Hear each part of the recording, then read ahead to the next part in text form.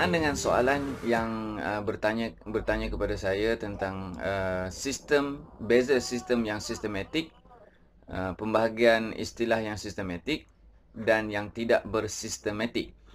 Yang sistematik ini yang ditetapkan oleh ulama berdasarkan hujah-hujah dalil-dalil yang tertentu.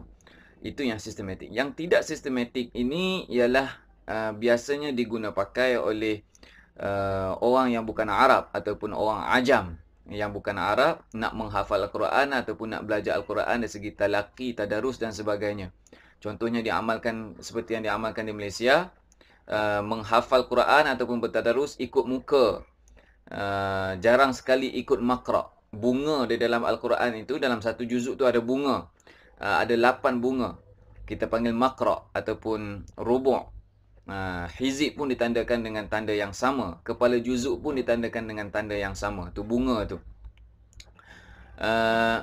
Itu makra'. Tetapi sebaliknya, yang tidak bersistematik, kita baca Al-Quran ikut muka. Kita nak baca dalam satu rakaat. Dalam sembahyang tarawih, kebanyakan imam hafiz membaca ikut muka. Satu muka, satu rakaat. Ataupun setengah muka, satu rakaat. Sebenarnya tidak direkomendkan.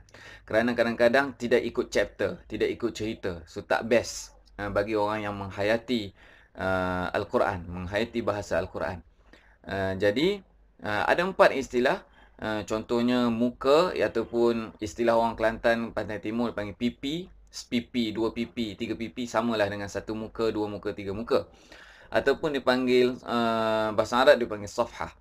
Dan waraqah. Waraqah ialah helaian. 1 helai, 2 helai. Satu juzuk ada 20 muka bersamaan dengan 10 helai. 1 helai bersamaan dengan 2 muka ataupun 2 pipi. Dan ada juga yang menghafal Al-Quran mengikut sistem ayat.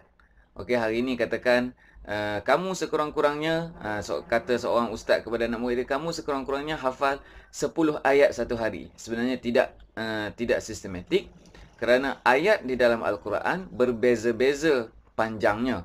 Kalau kena dalam surah Al-Baqarah, ayat yang tentang hutang tu, ya ayyuhallazina amanu idza tadayantum bidainin ila ajalin musamman faktubuh.